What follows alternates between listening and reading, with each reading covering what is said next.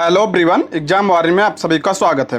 दोस्तों, जैसे आप सभी को पता है कि हम लोग बिहार पुलिस से संबंधित प्रैक्टिस सेट को कर रहे हैं। दोस्तों, आज की इस वीडियो में हम खान सर के बुक के प्रैक्टिस सेट नंबर 6 के प्रश्नों को देखने वाले हैं। इसके पहले हम इसके 5 सेट को कवर कर चुके हैं। अगर आपने वो वीडियो नहीं देखी है तो प्लीज़ चैनल पर जाके देख सकते हैं। और अगर आप इसका PDF चाहते हैं तो ज्वाइन कीजिए हमारे टेलीग्राम चैनल को, जिसका लिंक आपको डिस्क्रिप्शन बॉक्स या कमेंट बॉक्स में मिल जाएगा। तो चलिए शुरू करते हैं। आज का हमारा पहला प्रश्न है, निम्नलिखित में से कौन सा सिंधु घाटी सभ्यता का एक प्राचीन शहर है? तो इसका राइट आंसर हो जाएगा ऑप्शन डी, लोथल। लोथल लगभग 2400 ईसा पूर्व पुराना शहर है और इसकी खोज 1954 में किसने किया था? SR राव ने इसकी खोज की थी और इसे मिनी हड़प्पा के नाम से जाना जाता है। ये कहाँ पे है? तो वर्तमान में यह गुजरात राज्य में। कहाँ पे? गुजरात में। और किस नदी के किनारे? तो ये भोगवा नदी के किनारे। ये पूछा जाता है, ध्यान रखिएगा, बहुत ही इंपॉर्टेंट है। और यहाँ से किस चीज़ का साक्ष्य मिला था? तो ये यहाँ से बंदरगाह के साक्ष्य मिला था। बंदरगाह या गोदीवाड़ा का साक्ष्य यहाँ से प्राप्त हुआ था। कहाँ से? लोथल से।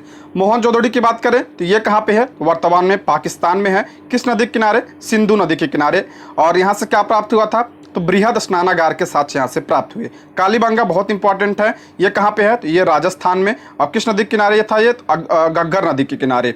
और ये जो है यहाँ से क्या साक्ष्य मिला था? तो जुते हुए खेत के साक्ष्य यहाँ से प्राप्त हुए हैं। हड़प्पा की बात करते हैं तो ये कहाँ पे है? तो ये भी वर्तमान में पाकिस्तान में है। और किस नदी के किनारे? तो रावी नदी के किनारे। आप इतना ध्यान रखिएगा, काफ़ी इंपॉर्टेंट प्रश्न है। अगला प्रश्न है, बुद्ध ने अपना पहला धर्मोपदेश कहाँ पर दिया था? टिक लगाइएगा, बहुत इंपॉर्टेंट प्रश्न है। इसका करेक्ट आंसर हो जाएगा ऑप्शन डी, सारनाथ में बुद्ध ने अपना पहला उपदेश दिया था। और ये जो पहला उपदेश दिया था इसे क्या कहा जाता है? इसे धर्म चक्र प्रवर्तन कहा जाता है। क्या कहा जाता है? धर्म चक्र प्रवर्तन। डायरेक्ट प्रश्न बनता है, आप इसको ध्यान रखिएगा। और सर्वाधिक उपदेश कहाँ पे दिए थे? तो श्रावस्ती में सर्वाधिक उपदेश दिए थे बुद्ध ने। और सबसे अंतिम उपदेश कहाँ पे दिया था? तो कुशीनगर में। कहाँ पे? कुशीनगर में। बुद्ध जी कुछ और बातें कर रहे हैं हम तो। इनका जन्म कब हुआ था? इनका जन्म 563 ईसा पूर्व में लुम्बिनी, नेपाल में। और इनके पिता का नाम क्या था? शुद्धोधन। माता का क्या नाम था? माया देवी। और मौसी का क्या नाम था? इनके प्रजापति गौतमी। इन्होंने ही बुद्ध जी का पालन पोषण किया था। और इनके बचपन का नाम क्या था? सिद्धार्थ। ठीक है, आप इतना ध्यान रखिएगा, बहुत इंपॉर्टेंट है। आगे बढ़ते हैं। ज्योतिबा फुले ने किस संस्था की स्थापना की है? की थी। इसका राइट आंसर हो जाएगा ऑप्शन सी, सत्य शोधक समाज। ऑप्शन सी इसका करेक्ट आंसर हो जाएगा। इसकी स्थापना इन्होंने कब की थी? 1875 में किया था। आप इसको ध्यान रखिएगा। इनकी एक पुस्तक है गुलामगिरी। कौन सी? गुलामगिरी किसकी है? तो ज्योतिबा फुले की है। आप इसको ध्यान रखिएगा, इससे प्रश्न बनता है। और प्रार्थना समाज की बात करते हैं। प्रार्थना समाज की स्थापना किसने किया था? तो प्रार्थना समाज की स्थापना 1867 में आत्माराम पांडुरंग ने किया था। ब्रह्म समाज आप सभी को पता है 1828 ईस्वी में राजा राम मोहन राय ने किया था। और थियोसोफिकल सोसाइटी, ये इसकी स्थापना 1875 में न्यूयॉर्क में हुई थी। ठीक है, आगे बढ़ते हैं। तीनों गोलमेज सम्मेलन में भाग लेने वाले भारतीय नेता कौन है? बहुत इंपॉर्टेंट प्रश्न है। इसका करेक्ट आंसर हो जाएगा option C, BR Ambedkar. Doctor Bhimrao Ambedkar जो हैं तीनों गोलमेज सम्मेलन में भाग लिए थे। पूछा जाता है गांधी जी किस सम्मेलन में भाग लिए थे? तो गांधी जी दूसरे सम्मेलन में भाग लिए थे। आप इसको भी ध्यान रखिएगा। कांग्रेस ने तीनों सम्मेलनों का बहिष्कार किया। द्वितीय गोलमेज सम्मेलन में महात्मा गांधी कांग्रेस के प्रतिनिधि बनकर गए थे। आप इसको भी ध्यान रखिएगा। तीनों में कौन? तो डॉक्टर भीमराव अम्बेडकर ने। एक प्रश्न और बनता है कि डॉक्टर भीमराव अंबेडकर और महात्मा गांधी के बीच में एक समझौता हुआ था, उसका क्या नाम है? पूना पैक्ट। ठीक है, पूना पैक्ट हुआ था। कब हुआ था? 1932 में हुआ था। आप इसको भी ध्यान रख लीजिएगा। ठीक है, आगे बढ़ते हैं। कांग्रेस और मुस्लिम लीग में समझौता कब हुआ था? तो ये कब हुआ था? 1916 के कांग्रेस अधिवेशन में जो है क्या हुआ था? कांग्रेस और मुस्लिम लीग की क्या समझौता हुआ था। और इसे लखनऊ समझौता कहा जाता है। क्या कहा जाता है? लखनऊ समझौता के नाम से भी इसे जाना जाता है। और ये जो कांग्रेस का अधिवेशन 1916 में लखनऊ में हुआ था, इसकी अध्यक्षता किसने किया था? तो अंबिका चरण मजूमदार ने किया था। आप इनका नाम ध्यान रखिएगा, अंबिका चरण मजूमदार ने किया था। और क्या हुआ था? इसके अतिरिक्त इसमें कांग्रेस के उदारवादी और गरम दल या यह दोनों गुटों में सहमत बन, यानी जो पहले 1907 के सूरत अधिवेशन में 1907 में कांग्रेस का पहला विभाजन हुआ था और कांग्रेस दो गुटों में बढ़ गई थी, नरम दल और गरम दल। और फिर पुनः कांग्रेस का एकीकरण कब हुआ? तो 1916 में हुआ था लखनऊ के समझौते में। आप इसको भी ध्यान रखिएगा। आगे बढ़ते हैं। साइमन कमीशन में संसद के कितने ब्रिटिश सदस्य थे? तो कितने सदस्य थे इसमें? 7 सदस्य थे। ऑप्शन डी इसका करेक्ट आंसर हो जाएगा। ध्यान रखिए, इसमें सभी सदस्य जो है अंग्रेज थे। ठीक है, इसलिए इसका विरोध हो रहा था। इसे श्वेत कमीशन भी कहा जाता है। ठीक है। और ये इसका गठन कब हुआ था? 8 नवंबर 1927 को इसका गठन हुआ था। और ये भारत कब आया था? तो 1928 में यह भारत आया था। काफी इंपॉर्टेंट है, आप इसको ध्यान रखिएगा। और इसका कार्य क्या था? इसका मुख्य कार्य मॉन्टेग्यू चेम्सफोर्ड सुधार की जांच करना। ये कब आया था मॉन्टेग्यू चेम्सफोर्ड? तो ये 1919 में आया था, आप इसको भी ध्यान रखिएगा। ठीक है, इसी की जांच के लिए साइमन कमीशन का गठन हुआ था और इसमें सभी क्या थे? अंग्रेज थे, कोई भारतीय शामिल नहीं था, इसलिए इसका विरोध किया जा रहा था। ठीक है, आगे बढ़ते हैं। 1930 में बिहार में किसान आंदोलन का नेतृत्व किसने किया था? तो इसका करेक्ट आंसर हो जाएगा ऑप्शन बी, स्वामी सहजानंद ने किया था। ऑप्शन बी इसका करेक्ट आंसर हो जाएगा। पूछा जाता है इसका प्रमुख केंद्र कहाँ था? तो पटना इसका प्रमुख केंद्र था। ठीक है, आप बस इतना ही ध्यान रखिएगा। ठीक है, आगे बढ़ते हैं। लोकतंत्र जनता का, जनता द्वारा तथा जनता के लिए शासन है, यह कथन किसका है? तो आप सभी को पता होगा, काफी फेमस है। तो इसका राइट आंसर हो जाएगा ऑप्शन बी, अब्राहम लिंकन का यह कथन है। यह कथन किसका है? अब्राहम लिंकन का। और अब्राहम लिंकन ये अमेरिका के 16वें राष्ट्रपति थे। कौन से? 16वें राष्ट्रपति। और उन्होंने दास प्रथा को समाप्त किया था। उन्होंने अमेरिका को उसके सबसे बड़े संकट गृह युद्ध से निकाला था। ठीक है, और जो ये अमेरिका का गृह युद्ध हुआ था, ये कब हुआ था? 1861 से 1865 तक हुआ था। ठीक है, आप इसको भी ध्यान रख लीजिएगा, विश्व इतिहास से प्रश्न बनता है। अगला है, भारत में संविधान दिवस कब मनाया जाता है? इंपॉर्टेंट प्रश्न है। तो संविधान दिवस कब मनाया जाता है? तो 26 नवंबर 1949 संविधान दिवस कब मनाया जाता है? 26 नवंबर दिवस पूछा तो 26 नवंबर को मनाया जाता है। ऑप्शन ए इसका करेक्ट आंसर हो जाएगा। इस दिन क्यों मनाया जाता है? क्योंकि इसी दिन हमारा संविधान बनकर तैयार हुआ था। 26 नवंबर 1949 को संविधान बनकर तैयार हुआ था। और इसे पहली बार कब मनाया गया था? तो इसे 26 नवंबर 2015 को मनाया गया था। डॉक्टर भीमराव अंबेडकर की 125वीं जयंती के शताब्दी अवसर पर इसे मनाया गया था। ठीक है, आप इसको ध्यान रखिएगा। और हमारा संविधान जो है कब बनकर तैयार हुआ था? तो 26 नवंबर 1949। और लागू कब हुआ था पूर्णतः? तो 26 जनवरी 1950 को यह लागू हुआ था। ठीक है, आप इसको ध्यान रखिएगा। और संविधान सभा पूछा जाता है, संविधान सभा का गठन किसके द्वारा हुआ था? तो कैबिनेट मिशन के द्वारा हुआ था। आप इसको भी ध्यान रख लीजिएगा। अगला प्रश्न है, डॉक्टर भीमराव अंबेडकर निम्न में से किसके साथ संबंधित नहीं थे? पूछ रहा किसके साथ संबंधित नहीं थे। तो इसका राइट आंसर हो जाएगा ऑप्शन सी, राज्य पुनर्गठन आयोग। ऑप्शन सी इसका करेक्ट आंसर हो जाएगा। और ये जो राज्य पुनर्गठन आयोग है, इसकी स्थापना कब हुई थी? तो इसका गठन हुआ था 1953 में इसका गठन हुआ। और इसके अध्यक्ष कौन थे? तो फजल अली थे। ठीक है, कौन थे? फजल अली थे। आप इसको भी ध्यान रखिएगा। और भाषा के आधार पर पहला जो है राज्य कौन सा बना था? तो आंध्र प्रदेश बना था। आप इसको भी ध्यान रखिएगा। भाषा आधार पर पहला राज्य तो आंध्र प्रदेश बना था। अगला प्रश्न है, भारतीय संविधान की प्रस्तावना में कितने प्रकार के न्याय का उल्लेख है? तो कितने प्रकार का है? तो 3 प्रकार का है। ऑप्शन बी इसका करेक्ट आंसर हो जाएगा। वो कौन कौन से हैं? सामाजिक, आर्थिक और राजनीतिक न्याय। 3 न्याय की बात करता है, सामाजिक, आर्थिक और राजनीतिक। और एक प्रश्न और बताइए कि समाजवादी, धर्मनिरपेक्ष और अखंडता ये किस संविधान संशोधन द्वारा जोड़ा गया था? तो ये 42वें संविधान संशोधन द्वारा प्रस्तावना में जोड़ा गया था 1976 में। ठीक है, आप इसको ध्यान रखिएगा, काफी इंपॉर्टेंट है। 42वां संविधान संशोधन कब हुआ था? तो 1976 में हुआ था। और इसके तहत प्रस्तावना में 3 शब्द समाजवादी, धर्मनिरपेक्ष और अखंडता शब्द जोड़ा गया था। काफी इंपॉर्टेंट है, आप इसको ध्यान रखिएगा। अगला है, कानूनी अधिसत्ता की संकल्पना पहली बार किसने प्रस्तुत किया? इसका मतलब होता है, कानूनी अधिसत्ता का मतलब है नियमों की सत्ता। ठीक है, इसके सबसे पहले कितने दिया था? इसका राइट आंसर हो जाएगा ऑप्शन ए, हॉब्स ने दिया था। ऑप्शन ए इसका करेक्ट आंसर हो जाएगा। बाकी कुछ इतना इंपॉर्टेंट नहीं है इसमें, जो इंपॉर्टेंट है वही डिस्कस कर रहे हैं। बाकी ज़्यादा टाइम नहीं बचा है, थोड़ा फास्ट ही करेंगे। अगला प्रश्न है, राज्य के राज्यपाल को अध्यादेश जारी करने की शक्ति प्रयुक्त की जा सकती, यानी किस विषय पर? इसका राइट आंसर हो जाएगा ऑप्शन सी, राज्य एवं समवर्ती सूची पर। यानी राज्यपाल जो है किस पे अध्यादेश जारी कर सकता है? तो राज्य सूची पर और समवर्ती सूची पर अध्यादेश जारी करता है कौन? तो राज्यपाल जारी कर सकता है। ठीक है, किस आर्टिकल के तहत? तो आर्टिकल 213 के तहत यह जारी करता है अध्यादेश। और राष्ट्रपति किसके तहत जारी करता है? तो आर्टिकल 123 के तहत। आप इन दोनों को ध्यान रखिए, काफी इंपॉर्टेंट है। अच्छा, ये जो अध्यादेश है ये जारी कब किया जाता है? जब संसद का कोई सत्र ना हो, ठीक है, ना चल रहा हो और किसी इंपॉर्टेंट विषय पर कानून बनाना हो, तब तो अध्यादेश जारी किया जाता है। राज्यपाल 213 और राष्ट्रपति किस आर्टिकल के तहत? तो आर्टिकल 123 के तहत अध्यादेश को जारी करता है। अच्छा, ये जो राज्य सूची, समवर्ती सूची और केंद्र सूची है, ये किस अनुसूची में शामिल है? तो ये संविधान की 7वीं अनुसूची में शामिल है। आप इसको ध्यान रखिएगा, बहुत इंपॉर्टेंट है। ठीक है, अनुसूचियों से प्रश्न बनते हैं। आप 12 जो अनुसूचियां हैं उसको आप रट लीजिए। अगला है लोकसभा का अध्यक्ष अपना त्याग पत्र घोषित करता है। तो लोकसभा का जो अध्यक्ष होता है अपना त्याग पत्र किसे देता है? तो इसका करेक्ट आंसर हो जाएगा ऑप्शन सी, लोकसभा के उपाध्यक्ष को देता है। किस ठीक है, ऑप्शन सी इसका करेक्ट आंसर हो जाएगा। लोकसभा का अध्यक्ष अपना त्याग पत्र लोकसभा के उपाध्यक्ष को देता है। लोकसभा संसद का निम्न सदन है होता है और ऊपरी सदन कौन सा होता है? तो राज्यसभा होता है और इनका कार्यकाल 5 वर्ष होता है। ठीक है, देखिए अब ध्यान रखिए सरल, ठीक है, सरल स से क्या हो गया? संसद, ठीक है, और र से क्या हो गया?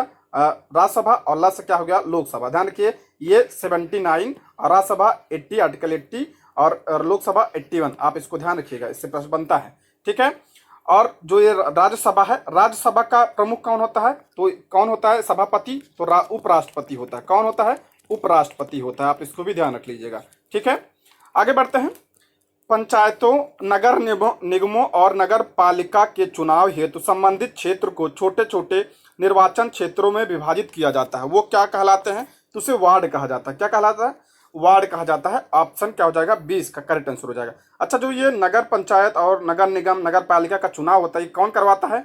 तो ये राज्य चुनाव आयोग करवाता है। ध्यान रखिएगा, कौन करवाता है? राज्य चुनाव आयोग करवाता है।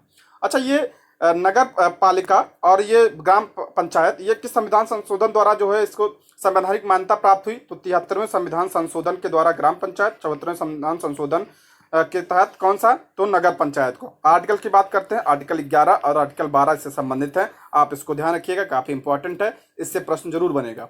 अगला है संविधान सभा में किसने कहा था कि राज्य के नीति निर्देशक सिद्धांत बैंक को दिए गए एक ऐसे चेक के समान है जो बैंक की सुविधा अनुसार ही दे होगा? यानी तो इस कौन कहा था? इसका राइट आंसर हो जाएगा ऑप्शन ए, के.टी. शाह ने क्या कहा था?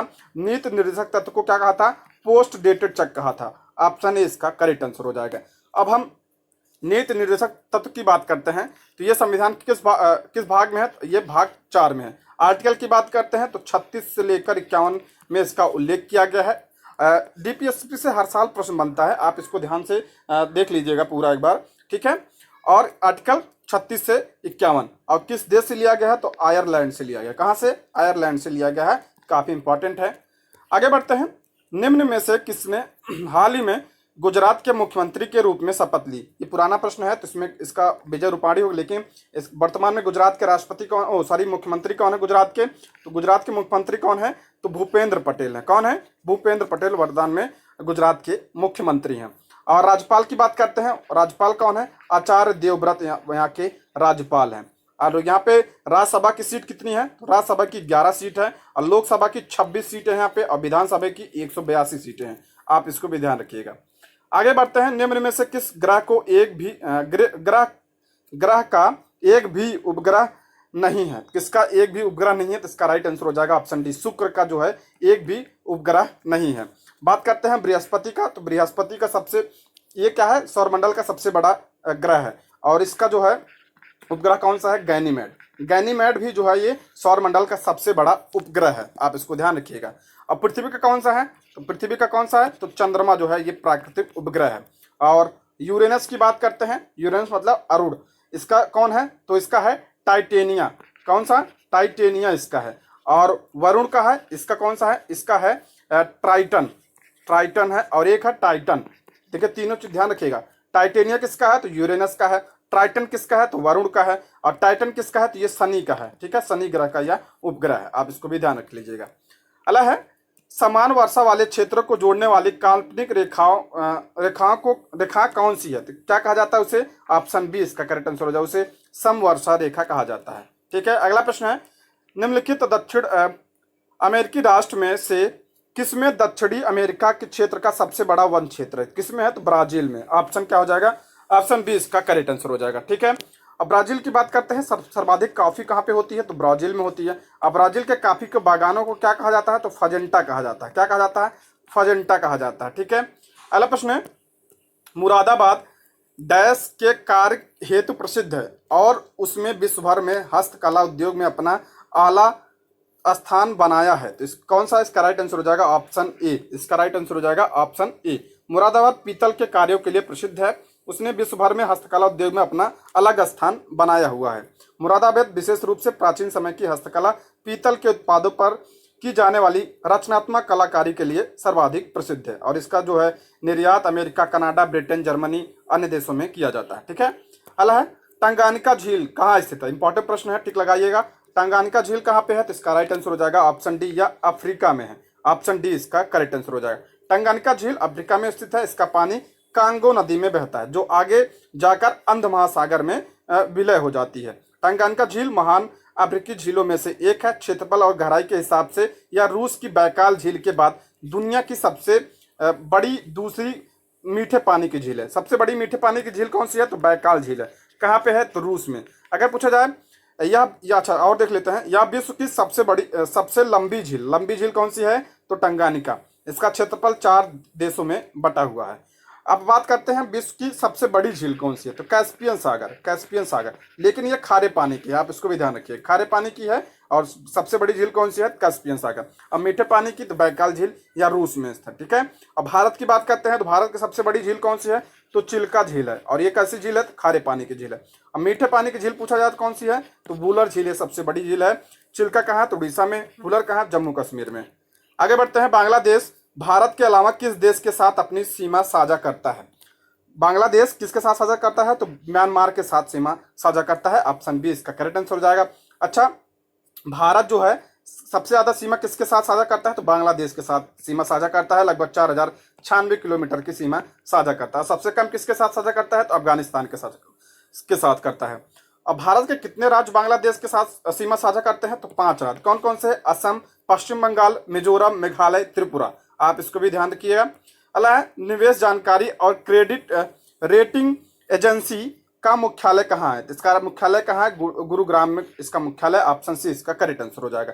यह भारत की स्वतंत्र और पेशेवर निवेश जानकारी और क्रेडिट रेटिंग एजेंसी है। इसकी स्थापना कब हुई थी? 1991 में हुई थी। अगला है 8 डिग्री उत्तरी तथा 37 डिग्री उत्तरी अक्षांश के बीच निम्न में से कौन सा देश स्थित है? आप सभी को पता है हमारा प्यारा भारत। ऑप्शन ए इसका करेक्ट आंसर हो जाएगा। अक्षांशीय विस्तार क्या है?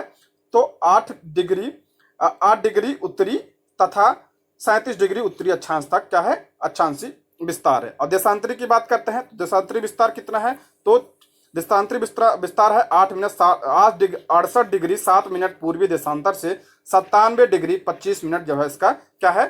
पूर्वी देशांतर। देशांतरी विस्तार और अक्षांशीय विस्तार आप ध्यान रखिएगा। अगला है महाराष्ट्र में पश्चिमी घाट किस नाम से जाना जाता है? महाराष्ट्र में जो पश्चिमी घाट है उसे किस नाम से जाना जाता है? तो उसे क्या कहा जाता है? उसे सह्याद्री कहा जाता है। ऑप्शन बी इसका करेक्ट आंसर हो जाएगा। ठीक है। और पश्चिमी घाट में सर्वाधिक जैव विविधता पाई जाती है। आप इसको भी ध्यान रखिएगा, ये प्रश्न बनता है। और हम कुछ बात करते हैं सह्याद्री की बात करें हम। उत्तरी सह्याद्री पूछा जाता है। उत्तरी सह्याद्री की सबसे ऊंची चोटी कौन सी है? तो कलसुबाई। कौन सी? कलसुबाई। ये किसकी है? तो ये उत्तरी सह्याद्री की है। ठीक है। कितना है इसकी लंबाई ऊंचाई? तो 1646 मीटर इसकी ऊंचाई है। और दक्षिणी सह्याद्री की पूछा जाए तो कुद्रेमुख। दक्षिणी सह्याद्री कौन सी है? तो कुद्रेमुख जो है दक्षिणी सह्याद्री की। अगर पूछा जाए दक्षिण भारत की सबसे ऊंची चोटी कौन सी है? तो अन्नामुदी। कौन सा? अन्नामुदी जो है सबसे ऊंची चोटी है दक्षिण भारत की। और केरल में है, इसकी ऊंचाई 2695 मीटर है। आप इन सबको ध्यान रखिएगा, इससे प्रश्न बनता है। निम्नलिखित में से कौन सी डेल्टा नहीं बनाती? कौन सी नदी डेल्टा नहीं बनाती? इंपॉर्टेंट प्रश्न है। तो इसका राइट आंसर हो जाएगा ऑप्शन बी, नर्मदा और ताप्ती भी ध्यान रखिए। ये क्या होती हैं? ये डेल्टा का निर्माण नहीं करती। किसका निर्माण करती हैं? तो एस्चुरी का निर्माण करती हैं। किसका? एस्चुरी का निर्माण करती हैं। और ये नर्मदा नदी कहाँ से निकलती है? तो अमरकंटक की पहाड़ी से निकलती है। नर्मदा नदी पे एक बात ध्यान रखिए, बहुत पूछा जाता है एग्जाम में, सरदार सरोवर बांध। कौन सा? सरदार सरोवर बांध कहाँ पे है? गुजरात में। किस नदी पे? नर्मदा नदी पे। आप इसको भी ध्यान रखिएगा। देखिए, पहले पर्वत पड़ता है विंध्याचल, उसके बाद नर्मदा नदी बहती है, उसके बाद कौन सा है? सतपुड़ा है, और उसके बाद बहती है ताप्ती नदी। आप इसको ध्यान रखिए। पूछा जाता है नर्मदा और ताप्ती के बीच में कौन सा पर्वत है? तो कौन सा पर्वत है? तो सतपुड़ा पर्वत है। ऐसे ही प्रश्न बनता है, आप इसको क्रम ध्यान रखिएगा, इससे प्रश्न बनता है। अगला है नदी जो दक्षिण गंगा कहलाती है। दक्षिण गंगा किसे कहा जाता है? इसका राइट आंसर हो जाएगा ऑप्शन बी, गोदावरी को। और गोदावरी नदी कहाँ से निकलती है? तो ये नासिक से त्र्यंबकेश्वर महाराष्ट्र निकलती है। ऑप्शन बी इसका करेक्ट आंसर हो जाएगा। और हम कुछ बात करते हैं इसकी लंबाई कितनी है, तो 1465 किलोमीटर इसकी लंबाई है। और ये दक्षिण भारत की सबसे बड़ी लंबी नदी है। सबसे लंबी नदी कौन सी है, तो गोदावरी, इसीलिए इसे दक्षिण गंगा कहा जाता है। और ये दक्षिण भारत की गंगा किसे कहा जाता है, तो कावेरी को कहा जाता है, क्योंकि इसे गंगा की तरह पवित्र माना जाता है, इसलिए दक्षिण भारत की गंगा इसे कहा जाता है, कावेरी को।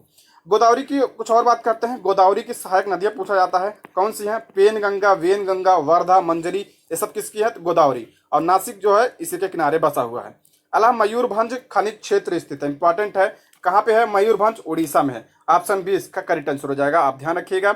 उड़ीसा की बात करते हैं, यहाँ पे सिमलीपाल राष्ट्रीय उद्यान है और यहाँ पे स्वर्ण रेखा नदी गुजरती है, आप इसको भी ध्यान रखिएगा, ठीक है। और हम झारखंड की बात करें तो झारखंड में कौन सा जो है खनन क्षेत्र है, तो झरिया, ध्यान रखिएगा, झरिया ध्यान रखिए, बोकारो, आप इसको ध्यान रखिएगा झारखंड में। छत्तीसगढ़ की बात करते हैं तो बैलाडीला खान, बैलाडीला बहुत इंपॉर्टेंट है, लवायस के लिए है, तो बैलाडीला कहाँ पे है, तो छत्तीसगढ़ में है। अला है तूर दाल को अन्य किस नाम से जाना जाता है, सिंपल प्रश्न है, आप सभी को पता है, तो किस नाम से, अरहर के नाम से जाना जाता है तूर दाल को। ऑप्शन ए इसका करेक्ट आंसर हो जाएगा। अरहर दाल खनिज, कार्बोहाइड्रेट, लोहा, कैल्शियम, प्रोटीन, इन सब के का प्रमुख स्रोत है।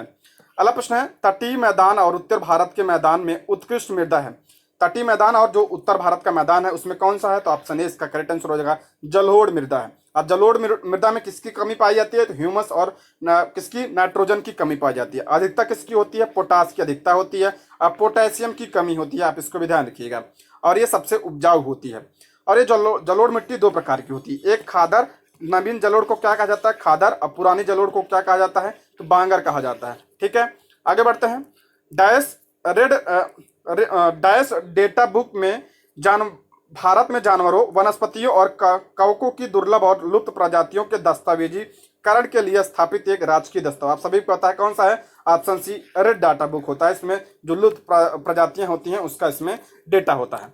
और ये कब से प्रकाशित किया जा रहा है, तो यह अंतर्राष्ट्रीय प्राकृतिक संरक्षण संघ सूची 1969 से प्रकाशित की जा रही है, ठीक है। अगला बाजार मांग वक्र होता है, तो बाजार मांग वक्र क्या होता है, ये होता है ऑप्शन बी, व्यक्तिगत उपभोक्ताओं की मांग वक्र का क्षैतिज योग होता है। बाजार मांग का वक्र अर्थ होता है व्यक्तिगत उपभोक्ताओं के मांग का क्षेत्रीय योग, ठीक है। ऑप्शन बी इसका करेक्ट आंसर हो जाएगा। अगला प्रश्न है, प्रधानमंत्री पीएम मोदी ने शपथ ग्रहण करने के बाद सर्वप्रथम किस देश का दौरा किया था, किस देश का, नेपाल का किया था। ऑप्शन सी इसका करेक्ट आंसर हो जाएगा। ये इतना इंपॉर्टेंट नहीं है। नेपाल की राजधानी क्या है, काठमांडू नेपाल की राजधानी है। यहाँ पे और किसका मुख्यालय है, तो यहाँ पे आप सार्क का मुख्यालय ध्यान रखिएगा, सार्क का मुख्यालय कहाँ पे है, तो नेपाल में है, आप इसको भी ध्यान रखिएगा। अगला प्रश्न है, विश्व जनसंख्या दिवस कब मनाया जाता है, तो विश्व जनसंख्या दिवस ऑप्शन ए 11 जुलाई को विश्व जनसंख्या दिवस मनाया जाता है। और सर्वाधिक जनसंख्या किसकी है वर्तमान में, तो भारत की, उसके बाद चीन आता है, उसके बाद अमेरिका, उसके बाद इंडोनेशिया, उसके बाद ब्राजील का नंबर आता है। अगला है, लोकप्रिय नृत्य गरबा किस भारतीय राज्य से संबंधित है, आप सभी को पता है गरबा कहाँ का है, तो गुजरात का है। कहाँ का, गुजरात। गरबा और डांडिया भी, ये भी ध्यान रखिए, कहाँ का है, गुजरात का। राजस्थान की बात करते हैं तो राजस्थान का क्या है, घूमर, ध्यान रखिए। हरियाणा का क्या है, तो सौंग, ध्यान रखिए, हरियाणा का। सौंग जो है कहाँ का है, तो ये हरियाणा का है। घूमर भी है, लूर, फाग, ये कहाँ का है, हरियाणा का। महाराष्ट्र की बात करते हैं, तमाशा, और क्या है महाराष्ट्र का, तमाशा और लावड़ी, ये कहाँ का है, तो ये महाराष्ट्र का है। अगला प्रश्न है, मधुमक्खी पालन का वैज्ञानिक नाम है, मधुमक्खी पालन का वैज्ञानिक नाम क्या है, तो एपी कल्चर। ऑप्शन सी इसका करेक्ट आंसर है। मधुमक्खी पालन क्या कहा जाता है, एपी कल्चर कहा जाता है, ठीक है।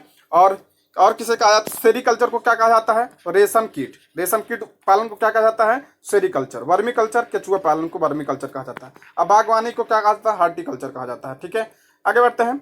कोस्का की खोज की गई थी, कोस्का की खोज किसने की थी, तो रॉबर्ट हुक ने कोस्का की खोज की थी।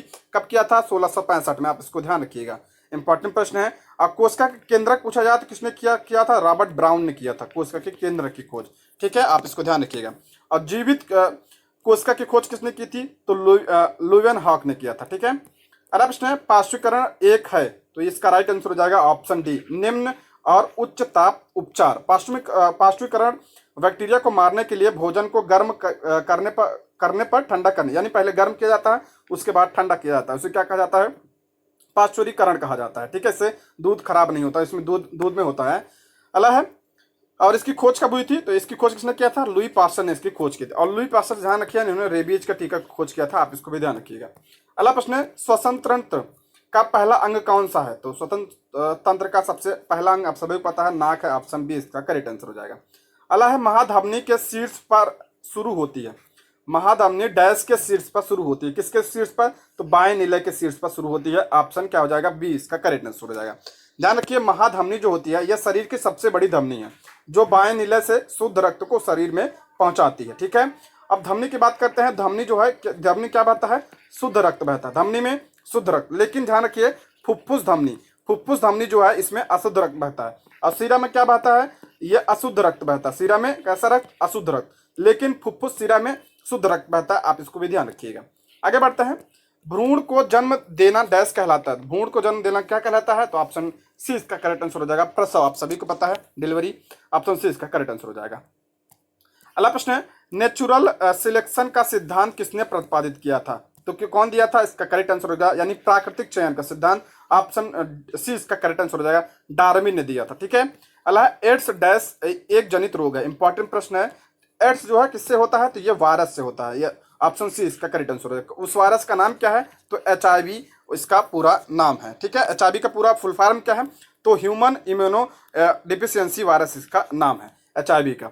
और हम HIV की बात करते हैं एड्स की, तो एड्स किसे प्रभावित करता है? तो यह प्रतिरक्षा तंत्र को प्रभावित करता है। किसे? प्रतिरक्षा यानी इम्यून सिस्टम को यह प्रभावित करता है। ठीक है, और ये जो हमारे शरीर में टी लसका अणुओं होते हैं, टी सेल्स होते हैं, उसको यह नष्ट कर देता है। ठीक है, आगे दोस्तों यदि आप हमारे चैनल पर नए हैं तो प्लीज़ चैनल को सब्सक्राइब करें, और अगर आपको वीडियो पसंद आती है तो लाइक, शेयर और कमेंट भी करें। PDF के लिए टेलीग्राम को जरूर ज्वाइन कर लीजिएगा। ठीक है, लिंक आपको डिस्क्रिप्शन बॉक्स और कमेंट बॉक्स में मिल जाएगा।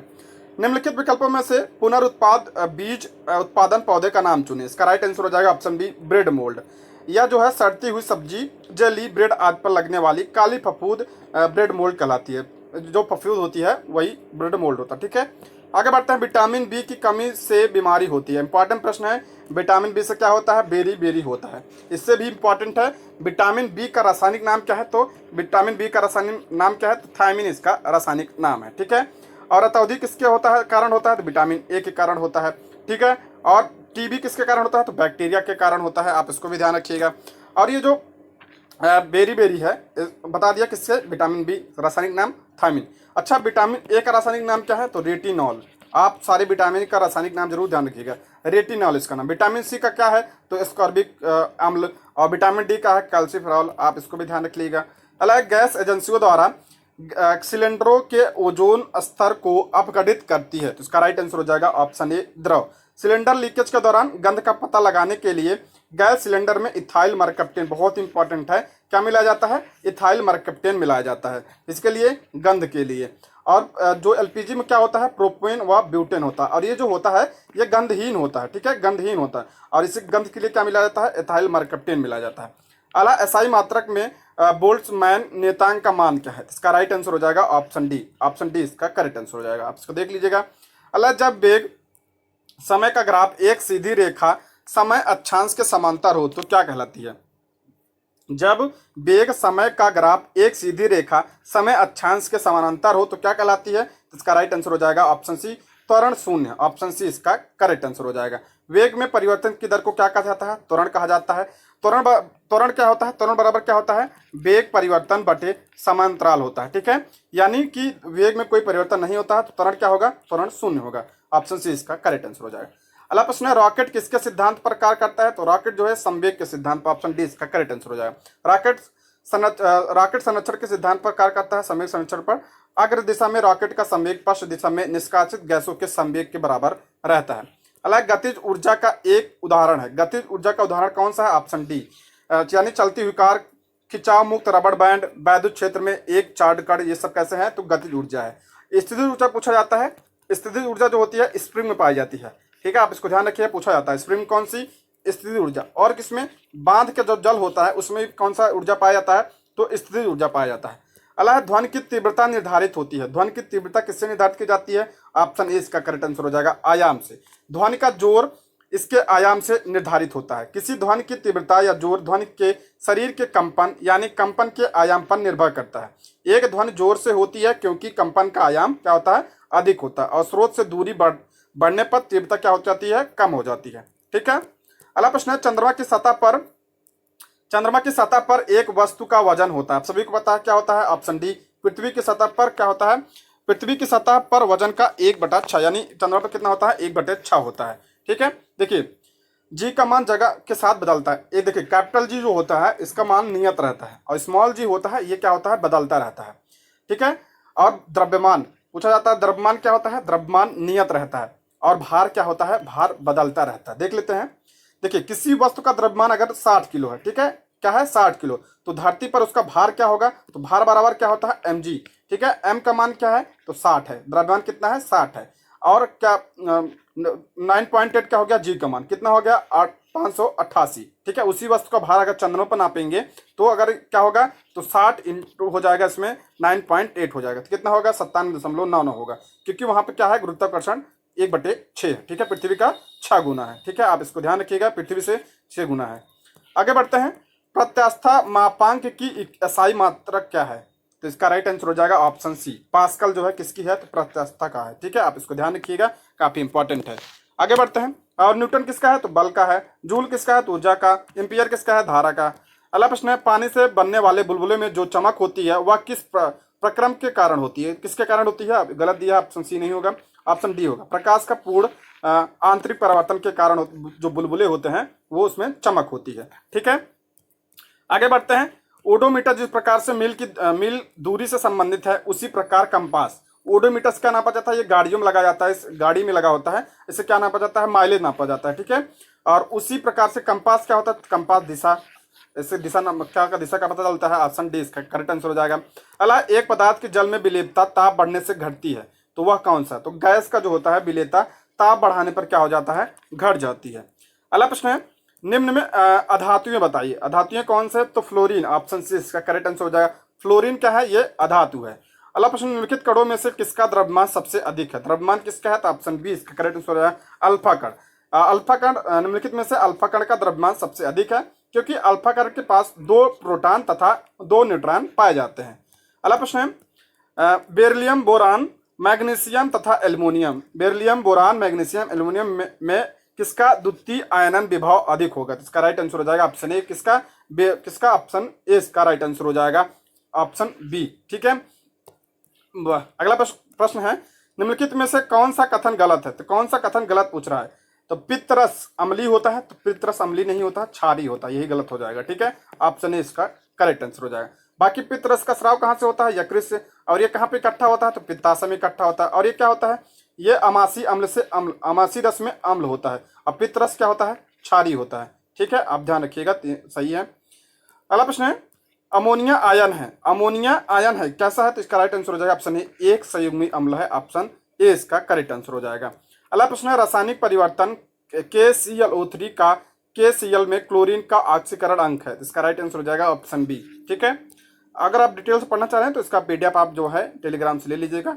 लोहे पर कलाई के लिए इंपॉर्टेंट है, लोहे पर कलाई के लिए निम्नलिखित में से किस धातु का उपयोग किया जाता है, जिसमें से उसमें क्षय से रोका जाए, जो लोहे में जंग लगता है उस बचाने के लिए क्या किया जाता है, तो जस्तीकरण किया जाता है, ऑप्शन ए जस्ता का इस्तेमाल किया जाता है, जिंक का। ठीक है, और उसे गाल्वनीकरण भी कहा जाता है, आप इसको भी ध्यान रखिएगा।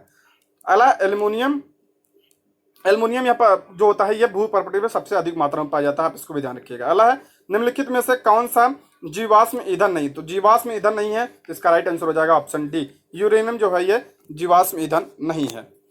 अगला बढ़ते हैं, किसी भी प्राकृतिक कच्चे माल जो पौधे या जानवर से किसी के बिना बनाया गया एक मानव निर्मित फाइबर है, या कोयले, पानी और हवा में तैयार किया गया था, यह पहला पूर्ण सिंथेटिक फाइबर था। आप सभी को पता पहला कौन सा था, तो ऑप्शन बी नायलॉन। ठीक है, इसकी खोज कब की गई थी, 1931 में इसका निर्माण किया गया था। आगे बढ़ते हैं, चतुर, हिंदी के प्रश्न आ गए।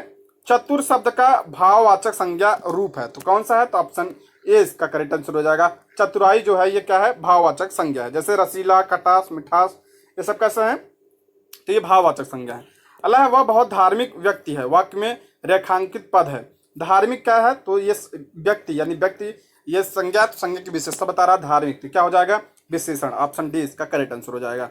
अगला प्रश्न है, मैं रोज पढ़ता हूँ, वाक्य में क्रिया विशेषण, रोज में क्रिया विशेषण पूछ रहा है, तो कौन सा, कालवाचक, काल बता रहा ना, रोज पढ़ता हूँ, ऑप्शन सी इसका करेक्ट आंसर हो जाएगा। अगला प्रश्न है देशभक्ति में समास है, तो देशभक्ति में कौन सा, इसका पहले समास विग्रह करेंगे, क्या हो जाएगा, देश के लिए भक्ति, तो ये क्या हो जाएगा, इसका राइट आंसर हो जाएगा संप्रदान तत्पुरुष। इसमें क्या है, विभक्ति है के लिए, तो विभक्ति जिसमें होगी कौन सा, तत्पुरुष समास। ऑप्शन क्या हो जाएगा, ऑप्शन सी इसका करेक्ट आंसर हो जाएगा। अगला प्रश्न है पक्षी दाना चुग रहा है, रेखांकित शब्द का पर्यायवाची शब्द नहीं है। पक्षी यहाँ रेखांकित है तो कौन सा पर्यायवाची नहीं है, तो पंकज, पंकज किसका है, तो कमल का है। बाकी अंडज, खग, नभचर ये किसका है, तो ये पक्षी का पर्यायवाची है। अला उत्थान शब्द का विलोम, उत्थान का मतलब क्या होता है, ऊपर उठना, और इसका क्या होगा, पतन, तो ऑप्शन ए इसका करेक्ट आंसर हो जाएगा। घी के दिए जलाना मुहावरे का अर्थ है, इसका राइट आंसर हो जाएगा ऑप्शन सी प्रसन्न होना। ठीक है, घी के दिए जलाना मतलब प्रसन्न होना। अगला है रामचंद्र शुक्ल द्वारा रचित कविता की परख निबंध का मूल भाव है, इसका राइट आंसर हो जाएगा ऑप्शन सी कविता का मूल्यांकन करना, ऑप्शन सी इसका करेक्ट आंसर हो जाएगा कविता की परख। अला निम्नलिखित में से सुभद्रा कुमारी चौहान द्वारा रचित कविता है, तो कौन सी है, तो इसका राइट आंसर हो जाएगा ऑप्शन ए झांसी की रानी सुभद्रा कुमारी चौहान का क्या है, इनकी कविता है। अला है निम्नलिखित में से कौन से शब्द में से री की मात्रा का उपयोग, यानी री का मात्रा का उपयोग किसमें हुआ, तो इसका राइट आंसर हो जाएगा ऑप्शन डी दृष्टि में क्या हुआ है, री का मात्रा का प्रयोग किया, ऑप्शन डी इसका करेक्ट आंसर हो जाएगा। दोस्तों इसके आगे मैथ और इंग्लिश के प्रश्न है, आप इसका पीडीएफ टेलीग्राम से लेकर वहां से सॉल्व कर लीजिएगा। ये रहे आज के प्रश्न। Thank you for watching.